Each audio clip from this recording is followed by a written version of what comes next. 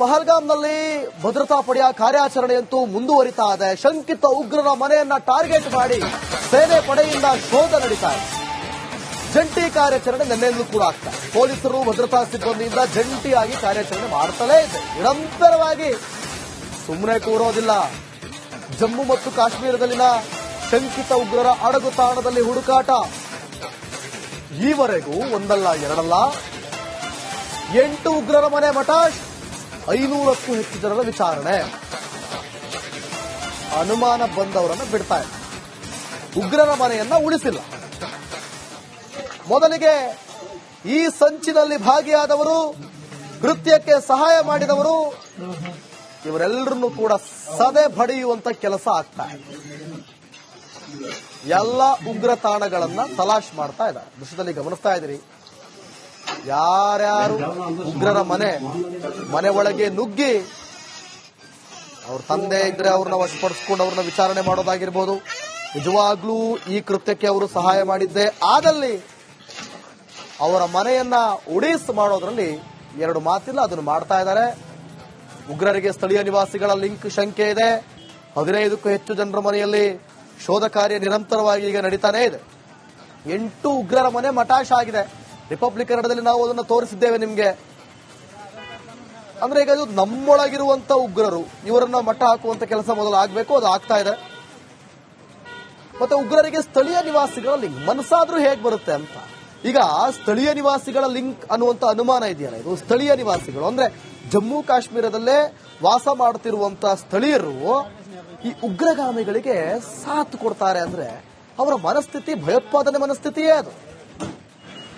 ಅಲ್ಲಿ ಉಗ್ರ ದಾಳಿ ಆಗುವಂತ ಸಂದರ್ಭದಲ್ಲಿ ಕೆಲವರು ನಸುನಗುತ್ತಾ ಮುಗುಳ್ನಗುತ್ತಾ ತಮ್ಮ ಪಾಡಿಗೆ ತಾವು ಏನು ಆಗೇ ಇಲ್ವೇನೋ ಅನ್ನೋ ರೀತಿಯಲ್ಲಿ ಓಡಾಡ್ತಿರ್ತಾರಲ್ಲ, ಅಂತವ್ರನ್ನೆಲ್ಲರನ್ನೂ ಕೂಡ ನೋಟಿಸ್ ಮಾಡಿ ಅವರನ್ನ ವಿಚಾರಣೆ ಮಾಡಿ ಅವರು ನಿಜವಾಗ್ಲೂ ಕೂಡ ಈ ಕೃತ್ಯದಲ್ಲಿ ಭಾಗಿಯಾಗಿದ್ದಾರೆ ಅನ್ನೋದು ಸಾಬೀತುಪಡಿಸಿಕೊಂಡ್ರೆ ಅವ್ರ ಮನೆ ಮಟಾಶ್, ಅವ್ರ ಮನೆ ಉಡೀಸ್. ನಿರಂತರವಾಗಿ ನಡೀತಾ ಇದೆ. ನಿರಂತರವಾಗಿ ಶೋಧ ನಡೀತಾ ಇದೆ. ದೃಶ್ಯದಲ್ಲಿ ಗಮನಿಸ್ತಾ ಇದ್ದೀರಾ. ಪ್ರತಿಯೊಂದನ್ನು ಕೂಡ ಪರೀಕ್ಷೆ ಮಾಡೋದು. ಯಾವ ವಾಹನಗಳನ್ನು ಬಿಡ್ತಾ ಇಲ್ಲ. ಯಾರನ್ನು ಬಿಡ್ತಾ ಇಲ್ಲ. ಯಾರೋ ಕ್ರಿಕೆಟ್ ಪ್ಲೇಯರ್ ಅಂತ ಕಾಣುತ್ತೆ. ಮೋಸ್ಟ್ಲಿ ಬ್ಯಾಟ್ ಎಲ್ಲ ಇದೆ. ಪಹಲ್ಗಾಮ್ನಲ್ಲಿ ಏನೇ ಶೋಧ ಕಾರ್ಯ. ಪಾಕ್ ಉಗ್ರರ ಅಡಗು ತಾಣಗಳನ್ನ ತಲಾಶು ಮಾಡ್ತಾ ಇದ್ದಾರೆ. ಉಗ್ರರಿಗೆ ಸ್ಥಳೀಯ ನಿವಾಸಿಗಳ ಲಿಂಕ್. ನಾನು ಅದೇ ಹೇಳ್ತಾ ಇದ್ದೆ. 15ಕ್ಕೂ ಹೆಚ್ಚು ಜನರ ಮನೆಯಲ್ಲಿ ಶೋಧ. ಬಹುಶಃ ಯಾರ ಮನೆಯೂ ಬಿಡಬಾರದು, ಎಲ್ಲರ ಮನೆಯೂ ಹುಡುಕ್ಬೇಕು ಅಂತ ಕಾಣುತ್ತೆ. ಕೆಲವೊಮ್ಮೆ ಅನುಮಾನ ಬಾರದ ಮನೆಯಲ್ಲೂ ಕೂಡ ಏನ್ ಬೇಕಾದ್ರೂ ಸಿಗ್ಬೋದು. ಯಾರ್ಯಾರು ಎಲ್ಲೆಲ್ಲಿ ಯಾವ್ಯಾವ ತರ ಪ್ಲಾನ್ ಮಾಡಿಕೊಂಡು ಎಷ್ಟು ದಿನಗಳಿಂದ ಸ್ಕೆಚ್ ಹಾಕೊಂಡು ಏನೇನು ಮಾಡ್ತಿದ್ದಾರೋ ದೇವರಿಗೆ ಗೊತ್ತು, ಮಾಡಿದವರಿಗೆ ಗೊತ್ತು. ಪ್ರತಿಯೊಂದು ವಾಹನ, ಪ್ರತಿಯೊಂದು ಮನೆಗಳನ್ನು ಕೂಡ ತಲಾಶ್ ಮಾಡಬೇಕು ಅಂತ. ಇಡೀ ಜಮ್ಮು ಕಾಶ್ಮೀರವನ್ನೇ ಸಂಪೂರ್ಣವಾಗಿ ತಲಾಶ್ ಮಾಡಬೇಕು ಅಂತ ಪರಿಸ್ಥಿತಿ ನಿರ್ಮಾಣ ಆಗಿದೆ. ನೋಡಿ, ಅಂತ ಅಚ್ಚುಕಟ್ಟಾದಂತ ಸುಂದರ ತಾಣ. ಸ್ವಿಟ್ಜರ್ಲ್ಯಾಂಡ್, ಸಿಂಗಾಪುರ್ಗೂ ಹೋಲಿಸ್ಕೊಂಡ್ರೆ ನಮ್ಮ ಕಾಶ್ಮೀರ ಯಾವುದಕ್ಕೂ ಕಮ್ಮಿ ಇಲ್ಲ. ಅಂತ ಅದ್ಭುತವಾದಂತ ಪ್ರವಾಸಿ ತಾಣ. ನೋಡುಗರ ಮೈ ನವಿರೇಳಿಸುವಂತ ಪ್ರದೇಶ. ಅಲ್ಲಿಗೆ ಅಮಾಯಕರು ಹೋಗಿದ್ದು ಪ್ರವಾಸಕ್ಕೆ. ಅಮಾಯಕರು ನಮ್ಮ ಕನ್ನಡದವರು, ಬೇರೆ ಬೇರೆ ರಾಜ್ಯದವರು, ಬೇರೆ ಬೇರೆ ಜಿಲ್ಲೆಯವರು. ಆರ್ಟಿಕಲ್ 370 ರದ್ದಾದ ಬಳಿಕ ಸಿಕ್ಕಂತ ಸ್ವಾತಂತ್ರ್ಯ ನಮ್ಮನ್ನ ಯಾರು ಕೂಡ ಟಚ್ ಮಾಡೋಕ್ಕಾಗೋದಿಲ್ಲ, ಗುಂಡಿನ ಸದ್ದಿಲ್ಲ ಅನ್ನೋ ನಂಬಿಕೆ. ಆದ್ರೆ ಆಗಿದ್ದೇ ಬೇರೆ. ಪಹಲ್ಗಾಮ್ನಲ್ಲಿ ಭದ್ರತಾ ಪಡೆಯ ಕಾರ್ಯಾಚರಣೆಯಂತೂ ಮುಂದುವರಿತಾ ಇದೆ. ಶಂಕಿತ ಉಗ್ರರ ಮನೆಯನ್ನ ಟಾರ್ಗೆಟ್ ಮಾಡಿ ಸೇನೆ ಪಡೆಯಿಂದ ಶೋಧ ನಡೀತಾ ಇದೆ. ಜಂಟಿ ಕಾರ್ಯಾಚರಣೆ ನಿನ್ನೆಂದೂ ಕೂಡ ಆಗ್ತಾ ಇದೆ. ಪೊಲೀಸರು ಭದ್ರತಾ ಸಿಬ್ಬಂದಿಯಿಂದ ಜಂಟಿಯಾಗಿ ಕಾರ್ಯಾಚರಣೆ ಮಾಡ್ತಲೇ ಇದೆ. ನಿರಂತರವಾಗಿ ಸುಮ್ಮನೆ ಕೂರೋದಿಲ್ಲ. ಜಮ್ಮು ಮತ್ತು ಕಾಶ್ಮೀರದಲ್ಲಿನ ಶಂಕಿತ ಉಗ್ರರ ಅಡಗು ತಾಣದಲ್ಲಿ ಹುಡುಕಾಟ. ಈವರೆಗೂ ಒಂದಲ್ಲ ಎರಡಲ್ಲ 8 ಉಗ್ರರ ಮನೆ ಮಟಾಶ್, 500ಕ್ಕೂ ಹೆಚ್ಚು ಜನರ ವಿಚಾರಣೆ. ಅನುಮಾನ ಬಂದವರನ್ನು ಬಿಡ್ತಾ ಇದೆ. ಉಗ್ರರ ಮನೆಯನ್ನ ಉಳಿಸಿಲ್ಲ. ಮೊದಲಿಗೆ ಈ ಸಂಚಿನಲ್ಲಿ ಭಾಗಿಯಾದವರು, ಕೃತ್ಯಕ್ಕೆ ಸಹಾಯ ಮಾಡಿದವರು, ಇವರೆಲ್ಲರನ್ನೂ ಕೂಡ ಸದೆ ಬಡಿಯುವಂತ ಕೆಲಸ ಆಗ್ತಾ ಇದೆ. ಎಲ್ಲ ಉಗ್ರ ತಾಣಗಳನ್ನ ತಲಾಶ್ ಮಾಡ್ತಾ ಇದ್ದಾರೆ. ದೃಶ್ಯದಲ್ಲಿ ಗಮನಿಸ್ತಾ ಇದ್ದೀರಿ. ಯಾರ್ಯಾರು ಉಗ್ರರ ಮನೆ ಒಳಗೆ ನುಗ್ಗಿ ಅವ್ರ ತಂದೆ ಇದ್ರೆ ಅವ್ರನ್ನ ವಶಪಡಿಸ್ಕೊಂಡು ಅವ್ರನ್ನ ವಿಚಾರಣೆ ಮಾಡೋದಾಗಿರ್ಬೋದು. ನಿಜವಾಗ್ಲೂ ಈ ಕೃತ್ಯಕ್ಕೆ ಅವರು ಸಹಾಯ ಮಾಡಿದ್ದೆ ಆದಲ್ಲಿ ಅವರ ಮನೆಯನ್ನ ಉಡೀಸ್ ಮಾಡೋದ್ರಲ್ಲಿ ಎರಡು ಮಾತಿಲ್ಲ, ಅದನ್ನು ಮಾಡ್ತಾ ಇದ್ದಾರೆ. ಉಗ್ರರಿಗೆ ಸ್ಥಳೀಯ ನಿವಾಸಿಗಳ ಲಿಂಕ್ ಶಂಕೆ ಇದೆ. 15ಕ್ಕೂ ಹೆಚ್ಚು ಜನರ ಮನೆಯಲ್ಲಿ ಶೋಧ ಕಾರ್ಯ ನಿರಂತರವಾಗಿ ಈಗ ನಡೀತಾನೆ ಇದೆ. 8 ಉಗ್ರರ ಮನೆ ಮಟಾಶ್ ಆಗಿದೆ. ರಿಪಬ್ಲಿಕ್ ಕನ್ನಡದಲ್ಲಿ ನಾವು ಅದನ್ನು ತೋರಿಸಿದ್ದೇವೆ ನಿಮ್ಗೆ. ಅಂದ್ರೆ ಈಗ ಇದು ನಮ್ಮೊಳಗಿರುವಂತ ಉಗ್ರರು, ಇವರನ್ನ ಮಟ್ಟ ಹಾಕುವಂತ ಕೆಲಸ ಮೊದಲು ಆಗ್ಬೇಕು, ಅದು ಆಗ್ತಾ ಇದೆ. ಮತ್ತೆ ಉಗ್ರರಿಗೆ ಸ್ಥಳೀಯ ನಿವಾಸಿಗಳ ಲಿಂಕ್ ಮನಸ್ಸಾದ್ರೂ ಹೇಗೆ ಬರುತ್ತೆ ಅಂತ.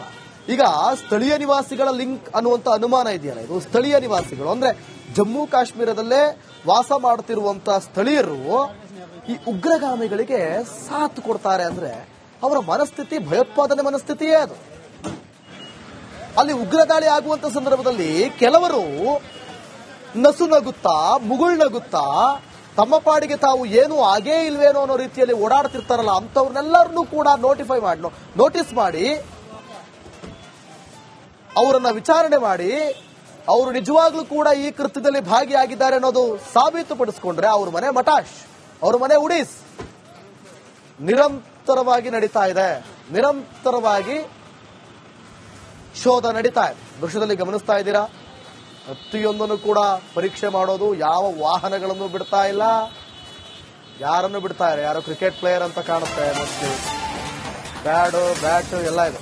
ಅಲ್ಗಾಮ್ನಲ್ಲಿ ಏನೇ ಶೋಧ ಕಾರ್ಯ. ಪಾಕ್ ಉಗ್ರರ ಅಡಗುತಾಣಗಳನ್ನ ತಲಾಶು ಮಾಡ್ತಾ ಇದ್ದಾರೆ.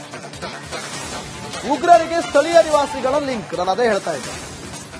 15ಕ್ಕೂ ಹೆಚ್ಚು ಜನರ ಮನೆಯಲ್ಲಿ ಶೋಧ. ಬಹುಶಃ ಯಾರ ಮನೆಯೂ ಬಿಡಬಾರ್ದು, ಎಲ್ಲರ ಮನೆಯೂ ಹುಡುಕ್ಬೇಕು ಅಂತ ಕಾಣುತ್ತೆ. ಕೆಲವೊಮ್ಮೆ ಅನುಮಾನ ಬಾರದ ಮನೆಯಲ್ಲೂ ಕೂಡ ಏನ್ ಬೇಕಾದರೂ ಸಿಗ್ಬೋದು. ಯಾರ್ಯಾರು ಎಲ್ಲೆಲ್ಲಿ ಯಾವ್ಯಾವ ತರ ಪ್ಲಾನ್ ಮಾಡಿಕೊಂಡು ಎಷ್ಟು ದಿನಗಳಿಂದ ಸ್ಕೆಚ್ ಹಾಕೊಂಡು ಏನೇನು ಮಾಡ್ತಿದ್ದಾರೋ ದೇವರಿಗೆ ಗೊತ್ತು, ಮಾಡಿದವರಿಗೆ ಗೊತ್ತು. ಪ್ರತಿಯೊಂದು ವಾಹನ, ಪ್ರತಿಯೊಂದು ಮನೆಗಳನ್ನು ಕೂಡ ತಲಾಶ್ ಮಾಡಬೇಕು ಅಂತ. ಇಡೀ ಜಮ್ಮು ಕಾಶ್ಮೀರವನ್ನೇ ಸಂಪೂರ್ಣವಾಗಿ ತಲಾಶ್ ಮಾಡಬೇಕು ಅಂತ ಪರಿಸ್ಥಿತಿ ನಿರ್ಮಾಣ ಆಗಿದೆ. ನೋಡಿ, ಅಂತ ಅಚ್ಚುಕಟ್ಟಾದಂತ ಸುಂದರ ತಾಣ. ಸ್ವಿಟ್ಜರ್ಲ್ಯಾಂಡ್, ಸಿಂಗಾಪುರ್ಗೂ ಹೋಲಿಸ್ಕೊಂಡ್ರೆ ನಮ್ಮ ಕಾಶ್ಮೀರ ಯಾವುದಕ್ಕೂ ಕಮ್ಮಿ ಇಲ್ಲ. ಅಂತ ಅದ್ಭುತವಾದಂತ ಪ್ರವಾಸಿ ತಾಣ, ನೋಡುಗರ ಮೈ ನವಿರೇಳಿಸುವಂತ ಪ್ರದೇಶ. ಅಲ್ಲಿಗೆ ಅಮಾಯಕರು ಹೋಗಿದ್ದು ಪ್ರವಾಸಕ್ಕೆ. ಅಮಾಯಕರು ನಮ್ಮ ಕನ್ನಡದವರು, ಬೇರೆ ಬೇರೆ ರಾಜ್ಯದವರು, ಬೇರೆ ಬೇರೆ ಜಿಲ್ಲೆಯವರು. ಆರ್ಟಿಕಲ್ 370 ರದ್ದಾದ ಬಳಿಕ ಸಿಕ್ಕಂತ ಸ್ವಾತಂತ್ರ್ಯ ನಮ್ಮನ್ನ ಯಾರು ಕೂಡ ಟಚ್ ಮಾಡೋಕ್ಕಾಗೋದಿಲ್ಲ, ಗುಂಡಿನ ಸದ್ದಿಲ್ಲ ಅನ್ನೋ ನಂಬಿಕೆ. ಆದ್ರೆ ಆಗಿದ್ದೇ ಬೇರೆ.